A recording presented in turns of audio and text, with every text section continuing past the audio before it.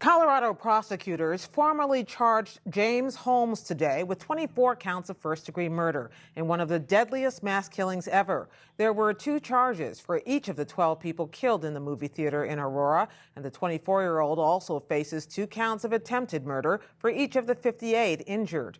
The murder charges carry a maximum penalty of death and a minimum of life without parole. Peter Banda of the Associated Press was in the courtroom today. I spoke with him a short time ago. Peter Banda, thank you for joining us again. 142 counts. That seems like a lot for 12 victims. Why so many? For the murder charges, there are 24 counts of murder, 2 charges for each of the 12 victims who were killed at the theater.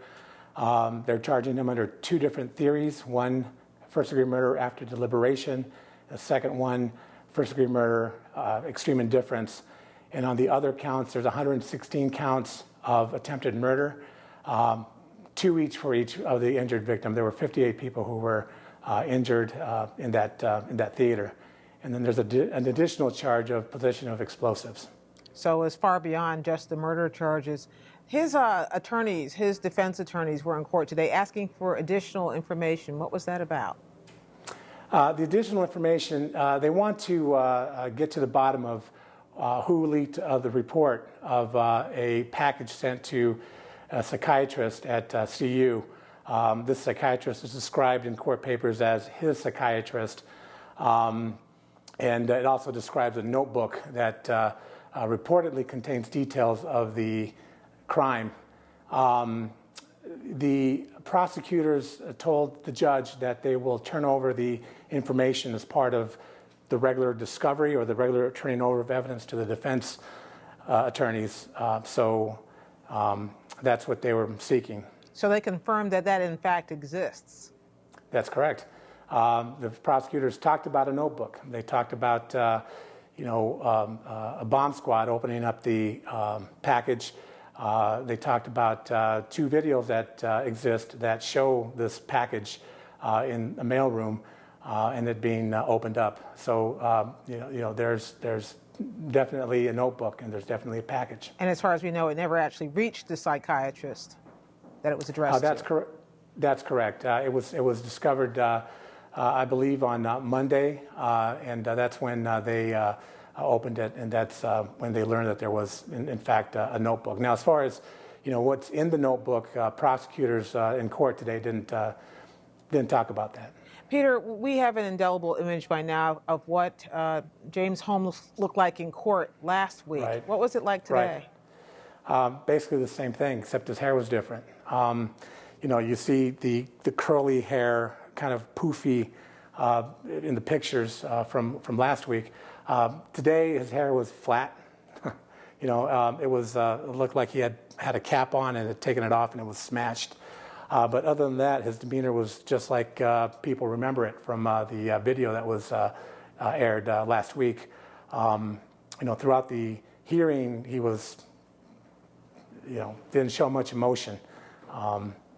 There was a point during the hearing where, people are familiar with this, where his eyes seems to be having trouble keeping his eyes open, Did he speak at any point? And so as he's listening to the proceedings, he's just kind of, looking around the courtroom, not necessarily looking around, but in a general straight-ahead area, and he's kind of, with this, trying to keep his eyes open, seemingly. The judge addressed him and was asking him about a court hearing. They were talking about, pushing it out some weeks. Over what it normally would be. And when the judge addressed him, he asked him to talk to his attorney about it. And that sort of seemed to snap him out of whatever demeanor he was in. At that point, he furrowed his brow and kind of leaned over to his attorney.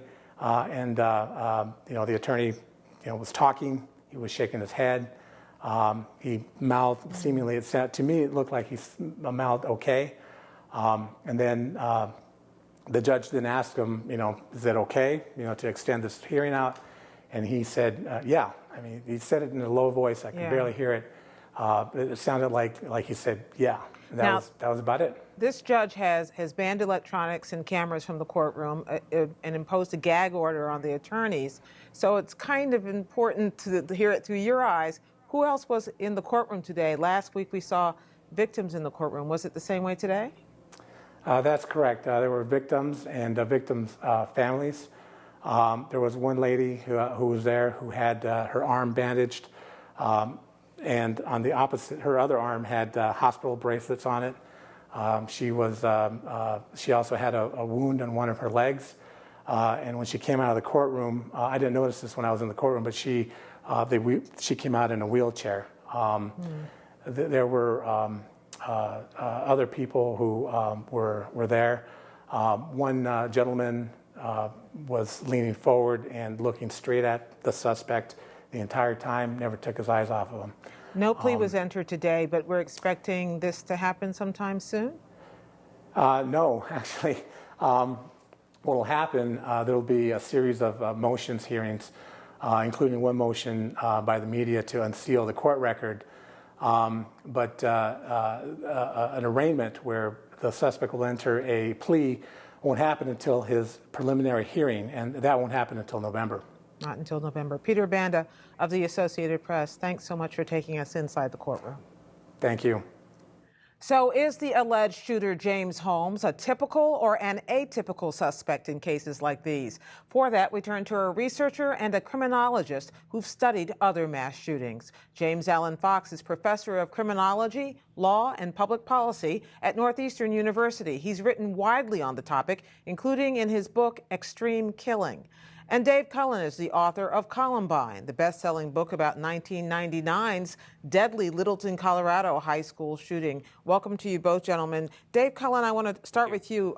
We think of the names Eric Harris and Dylan Klebold, and even at Virginia Tech, Sung Hee Cho, and we think to ourselves, these are typical of what mass killers do, or now allegedly James Holmes. What is the profile? Well, it's interesting what you said, that these are typical, and whether there's a profile, because there is no single profile, that's for sure. But between the three of them, oddly enough, we have the three different profiles, because nearly all of these mass murderers turn out to be one of those three profiles. Eric Harris was a psychopath in the clinical sense, meaning no empathy, no remorse, no feeling for others.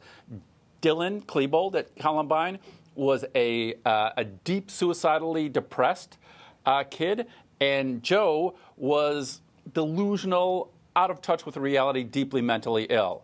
Nearly all killers fall into one of those categories, but the three categories, they're completely different. And if you want to understand their thought process and how they get to murder, completely, you got to separate them into those groups because they're completely different. Professor Fox, one of the things that came out of watching James Holmes last week in court is that people thought he was either insane or medicated or very clever in his behavior in court. Are we assuming too much? Are people racing too fast to try to understand this? Probably. Most mass murderers, kill people they know for particular reasons, very selective. This is the rarest form of mass murder who kills at random. And it could either be someone who's deeply schizophrenic and psychotic, who believes that everyone in the world is evil and has to be punished, which would imply psychosis, or it could be someone who is indeed just trying to show how powerful they are, how superior they are, and went through a tremendous amount of planning to get to that end. We don't know for sure. We may never know, actually. But one thing's clear, that in a case like this, the insanity defense is really a Hail Mary. It's the only option the defense has. But just like his eyes open and shut, I would say that this prosecution, too, would be open and shut. Dave Cullen, is there a triggering event that usually brings this on, whether or not you're delusional or psychotic or just severely suicidally depressed? Is there something that needs to flick that switch? Not really. And usually the term we hear a lot is snap. How did he snap, or when did he snap? And that's really the kind of terminology that I think leads us astray. Because it's not sort of a flipping a switch, it's not an off-on thing. It's a gradual evolution, which usually goes on for months or even years. Most of them plan in advance, but it takes years before that. Now, given all that and the sort of slow downward spiral that they normally go through, there can be sort of a final element. And in most cases of mass murders, well, there was a great study on the school shooters in particular done by the Secret Service, where they found that 98% of them, staggering 98%, had suffered what they considered either a major failure or loss in the time leading up to it. So there usually is something. Think of that more as a final straw or something that continues down the path, much more so than something that then set it in motion. Professor Fox, one of the things also- we always start to ask ourselves when these things happen is there something we should have seen coming? Are there signs that we should have been watching for? What do you say to that? Sure. In the aftermath, all those warning signs become crystal clear when hindsight is 20/20. They're really not red flags; they're yellow flags that only turn red once the blood has spilled upon them. The problem is that there's a very large pool of individuals in this country, thousands upon thousands, who are frustrated and angry and disappointed, who blame other people for their problems, who are socially isolated and don't have lots of friends nearby or family nearby to help them get through the hard times, and have access to guns. The good news, I guess, is that very, very few of them will ever take action.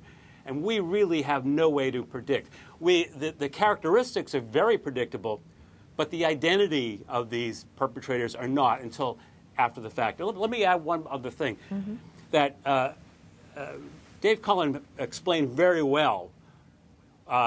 Younger shooters, the school shooters, and even the alleged gunman in Colorado, being 24, are very different than actually the typical mass murderer who's older. Mass murderers tend to be actually in the 30s and 40s. So the school shooter shares certain characteristics with mass killers generally, but they really in a certain way are a little bit atypical of the mass murderer who's very deliberate, who has a history of frustration over years, and kills to punish others for all the troubles that they've had over their lifetime. Let me ask you both, another thing that typically arose in a lot of people's conversations right after this happened a few weeks ago is that this is on the rise, that it seems like it's always happening.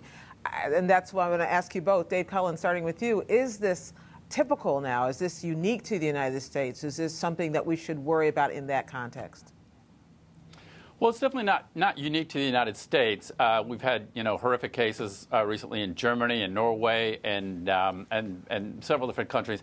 It is more prevalent here. The professor probably has better data than I do on whether these are on the rise or not. I've seen a lot of conflicting information on that. What about that, Professor? They're not on the rise. We have had in this country about 24 mass murders each year. Most of them aren't to this extreme, but we do have every year about 24 homicides with 4 or more victims killed. And it hasn't changed over the past 35 years. I have data virtually in all of these cases. And there are times when we see flurries of cases. In the 80s, we had the postal shootings. In the 90s, we had the school shootings. We've had restaurant shootings. We have shootings at health clubs. There's no pattern up or down. But I agree that we in the United States have far more than other countries. We don't have a monopoly on mass murder, but we certainly have cornered the market. But then again, our homicide rate is much higher as well, and part of it is just symptomatic of the violence in our society generally. And finally, I want to ask you, Dave Cullen, very quickly, one of the conclusions you reached in your Columbine investigation was that almost everything we heard in the first few weeks turned out not to be true. Yes, it did. I mean, most people think they know the basics about Columbine, that we know that there were these 2 loner, outcast goths who were part of the trenchcoat mafia, who were bullied relentlessly by jocks, and then that did this as a huge revenge against the jocks and targeted the jocks.